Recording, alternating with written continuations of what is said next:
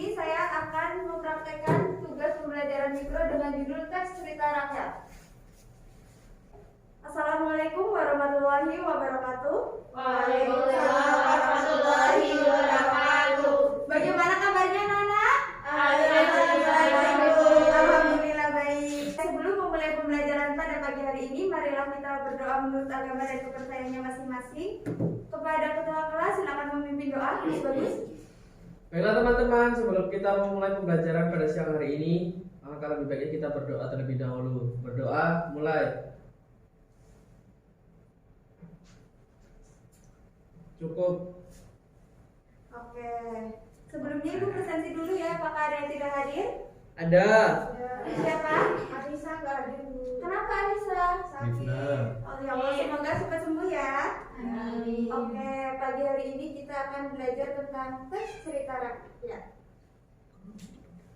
Manfaat mempelajari teks cerita rakyat hikayat yaitu sebagai sarana mempelajari nilai-nilai moral, menambah wawasan tentang suatu hal yang belum dipahami, memahami kehidupan sekitar dengan baik dan dapat meningkatkan daya imajinasi.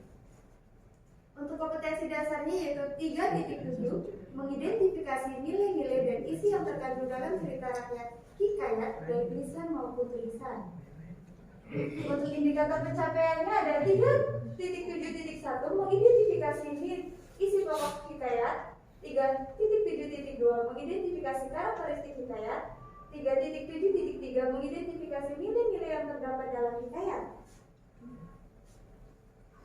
Tujuan pembelajarannya yaitu setelah membaca materi teks hikayat, peserta diarahkan dapat mengidentifikasi isi pokok hikayat, karakteristik hikayat dan nilai-nilai yang terkandung dalam hikayat. Sebelum kita memulai pembelajaran, kita menonton video ini terlebih dahulu.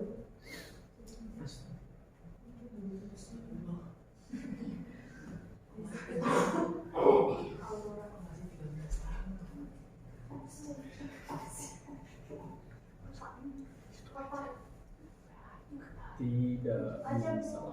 Tidak bisa.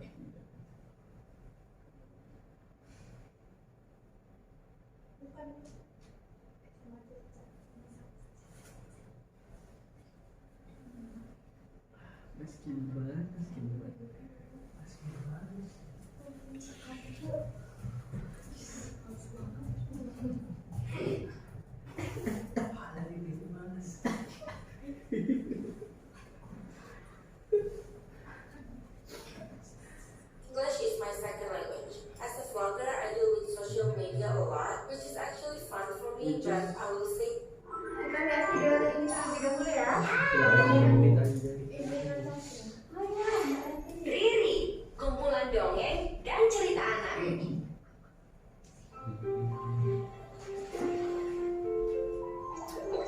Asal-usul kota Banyuwangi. Dahulu kala, di Provinsi Jawa Timur, terdapat sebuah kerajaan. Kerajaan tersebut dipimpin oleh seorang raja yang adil dan bijaksana. Ia mempunyai putra yang gagah, Raden Panterang. Kegemarannya adalah berburu. Suatu hari, bersama para abdinya, ia berburu di hutan. Setibanya di hutan, nampak seekor rusa. Apa itu? Wow, itu rusa yang cukup besar. Jangan lari kau. Rusa itu masuk ke dalam hutan. Raden Panterang segera berlari mengejar hewan buruannya tersebut. Tanpa disadari, Raden Panterang telah jauh meninggalkan para abdinya di belakang. Ia pun beristirahat sejenak di dekat sungai. Air sungai ini segar sekali. Kala sedang menikmati istirahatnya, tiba-tiba dari balik pohon muncul seorang wanita cantik. Siapa gerangan gadis itu? Gadis itu tampak kelelahan, seperti dikejar sesuatu. Tertegun akan kecantikannya, Raden Panterang pun bertanya pada gadis cerita tersebut. Bidadari hayangan atau manusiakah, Adinda? Saya seorang manusia, Tuan. Namaku Raden Panterang. Siapakah nama Adinda? Namaku Surati dari Kerajaan Kalungkung. Saya berada di tempat ini karena menyelamatkan diri dari serangan musuh. Ayah saya telah gugur dalam mempertahankan mahkota kerajaan. Mendengar cerita Surati, Raden Banterang teringat ayahnya pernah berseteru dengan raja dari kerajaan Kalungkung dan berakhir dengan tewasnya Raja Kalungkung. Oh, aku turut berduka untuk ayah. Maafkan saya kalau saya lantang. Namun, bersediakah Adinda untuk tinggal bersamaku? Hidup di hutan sendiri tentu akan berbahaya untuk seorang putri seperti Adinda. Baiklah Raden Banterang. Surati pun diajak Raden Banterang ke istananya. Di samping cantik, Surati juga ternyata pribadi yang ramah. Keramahan Surati itu membuat Raden Banterang berani mempersunting Surati. Seluruh rakyat menyambutnya dengan sukacita. Mereka pun hidup bahagia. Suatu ketika, Surati hendak berjalan-jalan di luar istana. Tiba-tiba, seseorang memanggil namanya. Surati! Hei Surati! Putri dari kerajaan Kalungkung! Pria itu tampak lusuh dengan baju coklat cantik. Maaf, siapakah engkau? Kau tidak mengenaliku? Suara itu? Kakak?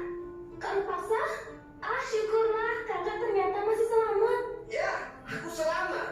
Aku telah mendengar kabar bahwa kau telah menikah dengan putra Raja Belambangan, raja yang telah membunuh ayah kita.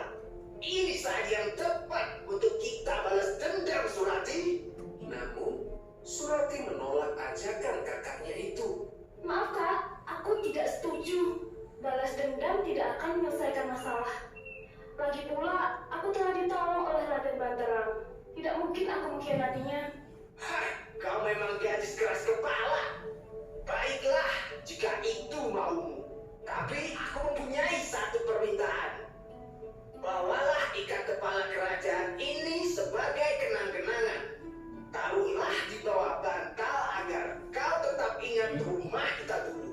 Rupaksa pun meninggalkan adiknya dengan sebuah ikat kepala peninggalan kerajaannya dulu. Setibanya di kamar, Surati menatap ikat kepala dari kerajaannya itu. Ia ingin menceritakan pertemuannya dengan kakaknya, Rupaksa, kepada sang suami, Raden Banterang. Namun, suaminya tersebut masih belum pulang dari berburu. Ia pun menyimpan ikat kepala tersebut di bawah bantal sesuai permintaan sang kakak. Sementara itu, dalam perjalanannya pulang, Raden Banterang bertemu sosok lusuh yang tak lain merupakan Rupaksa. Raden Banterang, ku beritahu sesuatu padamu. Siapa kau, pria tua? Ada yang sedang merencanakan pembunuhan terhadapmu. Apa maksud perkataanmu, wahai pria tua? Orang terdekatmu, yakni istrimu, sedang merencanakan pembunuhan terhadapmu bersama kakaknya yang selama ini menghilang. Jika kau tak percaya, periksalah di bawah bantal istrimu. Di situ kau akan menemukan ikat kepala sang kakak dari kerajaan Kalungkung. Terhasut oleh ucapan Rupaksa, Raden Banterang segera lari menuju istana untuk membuktikan perkataan Rupaksa. Benarkah yang dikatakan pria tua itu? Ada. Ini ikat kepala kerajaan Kalungkung.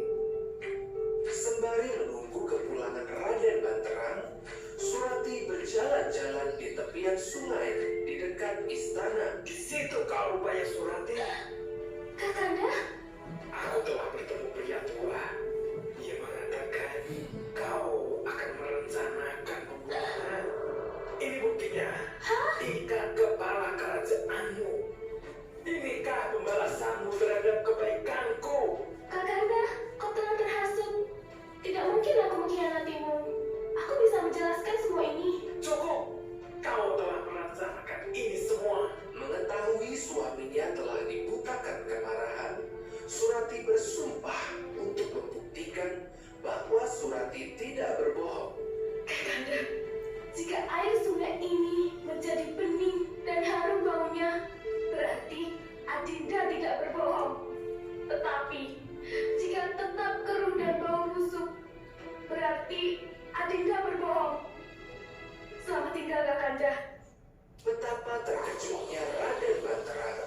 Sungai yang mulanya berwarna keruh seketika berubah jernih dan berbau harum. Airnya ini membuktikan bahwa Surati tidak berbohong. Ia meratapi kematian istrinya dan menyesali kebodohannya. Namun sudah terlambat. Sejak saat itu, sungai tersebut menjadi harum baunya. Dalam bahasa Jawa disebut Banyuwangi. Baiklah, dari video tersebut ada yang tahu nggak pengertian hikayat itu apa? Legenda. Apa? Kita satu tempat. Ya, terus ada yang tahu lagi? Masa lalu. Ada yang tahu lagi? Kisah. Benar, kisah masa lalu, legenda tentang suatu tempat.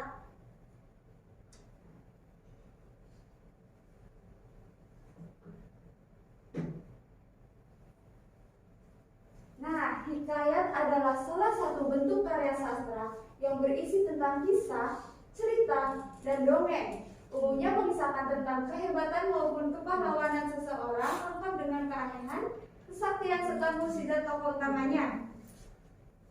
Dari pengertian tersebut, kira-kira ada yang tahu nggak karakteristik cerita hikayat itu ada apa saja? Ada Kerajaan.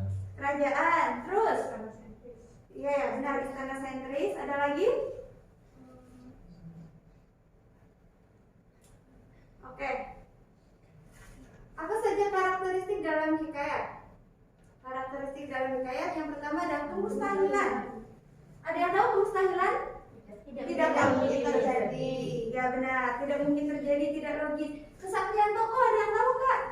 Punya kekuatan. Ya, tokohnya punya kekuatan, benar sekali. Anonim. Tidak diketahui pengarangnya. Ya, tidak diketahui pengarangnya karena cerita hikayat itu dari mulut ke mulut ya. Istana sentris. Menceritakan diri sendiri. Ya, benar sekali. Ada yang bisa baca, Mbak Ratri? Mohon dibacakan. Ibu dan kawan, di Provinsi Jawa Timur terdapat sebuah kerajaan. Kerajaan tersebut dipimpin oleh seorang raja yang adil dan bijaksana. Ia mempunyai putra yang gagah bernama Raden Banterang. Nah, karakteristik apa yang terdapat pada penggalan teks di atas? Ada yang tahu? Istana sentris. Benar, istana sentris karena di teks tersebut benar sekali ada sebuah kerajaan ya. Selanjutnya, Mbak Fadil, tolong dibacakan.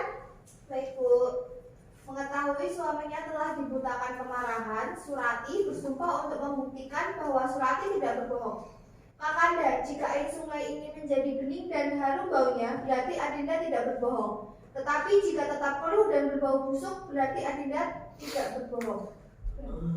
Betapa terkejutnya Raden Banterang, sungai yang mulanya keruh berubah menjadi jernih dan berbau wangi. Nah, karakteristiknya ada yang tahu apa? Kemustahilan. Ya, benar sekali kemustahilan. Dilihat dari yang mananya? Pertama terkejutnya dengan Berubah menjadi jernih dan berbau.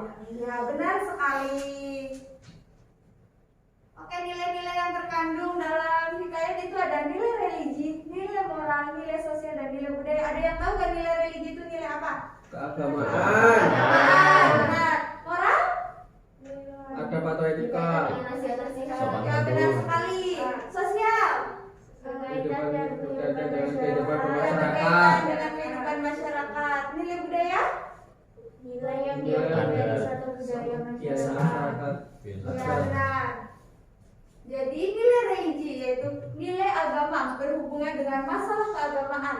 Nilai religi biasanya ditandai dengan penggunaan kata dan konsep Tuhan, makhluk gaib, dosa dan pahala, serta surga dan neraka. Nilai moral yaitu nilai yang berkaitan dengan nasihat-nasihat tentang budi pekerti, perilaku atau tata susila yang dapat diperoleh pembaca dari cerita yang dibacanya. Sedangkan nilai sosial, coba dibacakan Mbak Ina ya. Nilai-nilai yang terkandung. 3. Nilai sosial. Nilai sosial merupakan nilai yang berhubungan dengan kehidupan di dalam masyarakat yang berupa nasihat-nasihat. 4. Nilai budaya.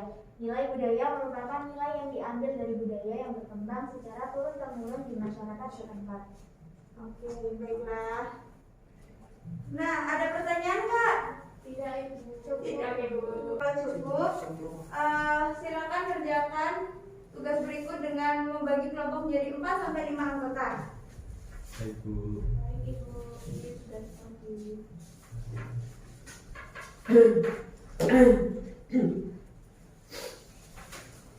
Nah, dari materi di atas, materi yang tadi, ada yang tahu nggak kesimpulannya tadi ada apa saja pengertiannya?